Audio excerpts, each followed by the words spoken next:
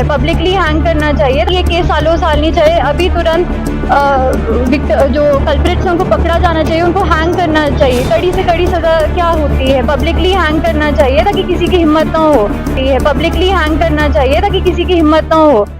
Teens Bharat देख रहे हैं आप, मैं हूं हरमेश सिंगटा। हिमाचल प्रदेश में आज स्वास्थ्य सेवाएं पूरी तरह से ठप है। इमरजेंसी जरूर चली हुई है, हम इस वक्त आईजीएमसी में यहाँ इमरजेंसी सेवाएं जरूर चल रही है, लेकिन ओपीडी पूरी तरह से बंद है। डॉक्टर हिमाचल प्रदेश के हड़ताल पर है। कोलकाता में एक महिला डॉक्टर के साथ हुए रेप और मर्डर केस के विरोध में ऐसा किया गया है। हिमाचल प्रदेश में डॉक्टर हड़ताल पर निकले हैं। अगले 24 घंटों के लिए इंडियन मेडिकल एसोसिएशन के आह्वान पर डॉक्टर हड़ताल पर रहेंगे। लगातार विरोध हो रहा है, उबाल लगातार जनता के बीच भी है और डॉक्टर कम्युनिटी के बीच में भी है कि ऐसे जघन्य अपराध के दोषियों को कड़ी से कड़ी सजा दी जाए। हालांकि इस मामले की जांच सीबीआई कर रही है, लेकिन हिमाचल प्रदेश में मेडिकल ऑफिसर एसोसिएशन हो, रेजिडेंट डॉक्टर हो, एसएमडी कोर्ट हो, सारे डॉक्टरों के संगठन हड़ताल पर है और इस घटना के जघन्य अपराध के विरोध में प्रदर्शन कर रहे हैं। हम वो आपको दिखाते हैं किस तरीके से आईजीएमसी शिमला के बाहर रेजिडेंट डॉक्टर यहाँ एकत्रित हुए और अपनी बात उन्होंने यहाँ पर रखी। इस कांड ने हिमाचल प्रदेश के गुड़िया कांड की याद दिला दी, जो वर्ष 2017 में हुआ था। हालांकि पहले पुलिस पर सवाल उठे, बाद में मामला सीबीआई को ट्रांसफर किया गया, लेकिन पहाड़ की बेटी के लिए अभी भी पीड़ित परिवार इंसाफ की गुहार लगा रहा है। को जस्टिस मिलना चाहिए। जो हमारी 31 year old second year resident थी पल्मोनरी मेडिसिन की, आज के मेडिकल कॉलेज कोलकाता थी, उनके साथ गैंग रेप और मर्डर हुआ है और अभी तक कोई भी कल्प्रिट सिर्फ एक को ही पकड़ा गया है और बाकी सब फरार हैं, किसी को भी पकड़ा नहीं गया है। हम चाहते हैं जस्ट इस पे इंक्वायरी हो। सीबीआई को ये केस देने से पहले ही जिस सेमिनार रूम में ये बलात्कार हुआ हमारी रेजिडेंट के साथ, वहां पे तोड़फोड़ शुरू कर दी गई। उसके अगले दिन जब वहां के डॉक्टर्स शांतिपूर्वक प्रोटेस्ट कर रहे थे, एक मॉब बुलाया गया हजारों में और डॉक्टर्स और सारे पैरामेडिकल स्टाफ को मारा गया। उसमें एक फीमेल की हत्या भी हो गई है। तो सच को छुपाया जा रहा है, टैंपरिंग हो रही है एविडेंस से, और हम चाहते हैं कि विक्टिम को जस्टिस मिलना चाहिए। हमारी यही डिमांड है, कोई बहुत बड़ी डिमांड तो नहीं है। हम चाहते हैं कि ये केस सालों साल नहीं चाहिए, अभी तुरंत जो कल्प्रिट्स हैं उनको पकड़ा जाना चाहिए, उनको हैंग करना चाहिए। कड़ी से कड़ी सजा क्या होती है, पब्लिकली हैंग करना चाहिए ताकि किसी की हिम्मत ना हो। वो भी हॉस्पिटल प्रेमाइसेस में ये हुआ है, जब वो 36 घंटे की ड्यूटी दे रही थी तब हुआ है ये। तो इससे बड़ा अपराध तो क्या हो सकता है। अगर जनता हमारे साथ नहीं आ रही है, कोई हमारे साथ नहीं आ रहा है, तो मुझे लगता है इंसानियत मर चुकी है।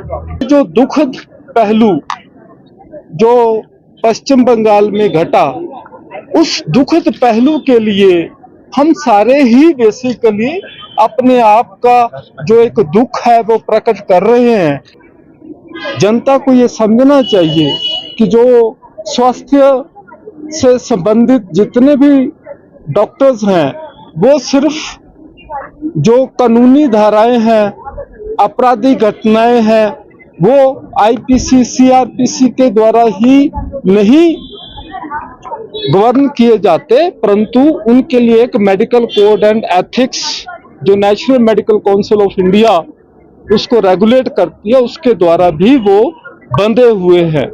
तो national medical code and ethics के तहत कहीं पे भी कोई हमारा प्रोफेशनल कोलीग वो हार्म होता है, तो उस कोलीग के लिए सभी के सभी जो उसके प्रोफेशनल पार्टनर हैं, वो जो है वो उसके लिए अपना विरोध जो है वो जताते हैं।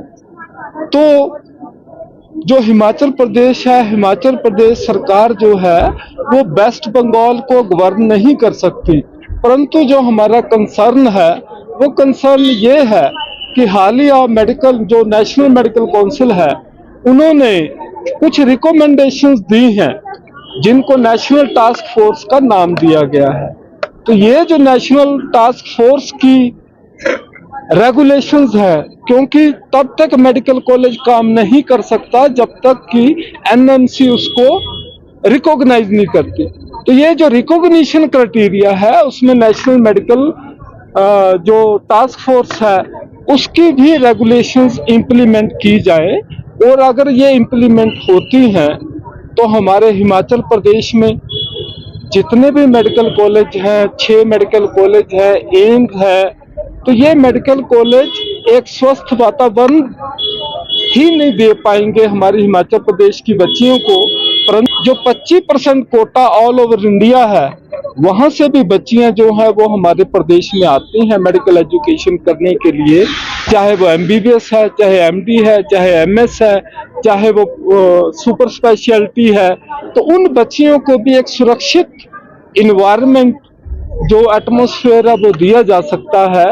एक बहुत बेसिकली चिंता का विषय है, अगर मैं हालिया घटना को ही आपके सामने रखूं कि अगर 36 घंटे ड्यूटी देने के बाद एक महिला डॉक्टर का रेप और मर्डर इस तरह से एक ये ग्रुसम हीनियस क्राइम जो है वो हो जाता है, और जहां पे आपने देखा देश भर में ही नहीं बल्कि अमेरिका और यूनाइटेड किंगडम, इंग्लैंड तक ये जो प्रोटेस्ट है वो हो रहा है, बिकॉज हम अपने मेडिकल एथिक्स और एटिकेट्स के साथ बंधे हुए हैं।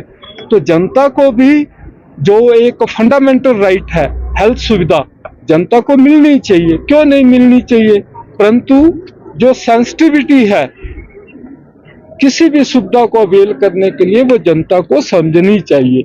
यहाँ पे लोगों की ही बच्चियां हैं जो डॉक्टर बनती हैं, लोगों के ही बच्चे हैं जो डॉक्टर बनते हैं, तो उनको एक स्वस्थ भयमुक्त वातावरण क्यों नहीं देना चाहिए, यही एक प्रश्न है।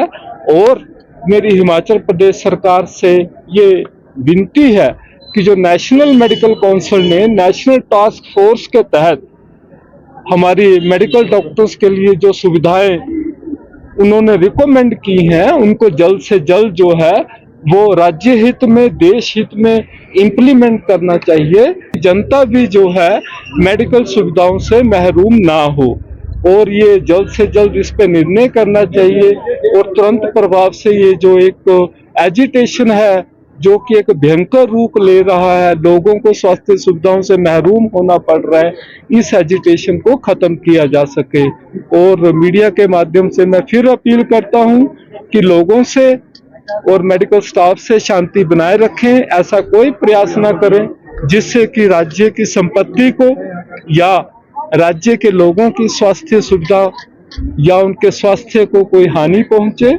तो मैं फिर से अपील करता हूं मीडिया के माध्यम से कि जो सरकार का, हिमाचल प्रदेश सरकार का जो एक स्टेप है वो वेलफेयर के लिए, पब्लिक इंटरेस्ट के लिए, सबके हित में है, राज्य हित में है, देश हित में, वो सामने आना चाहिए। धन्यवाद।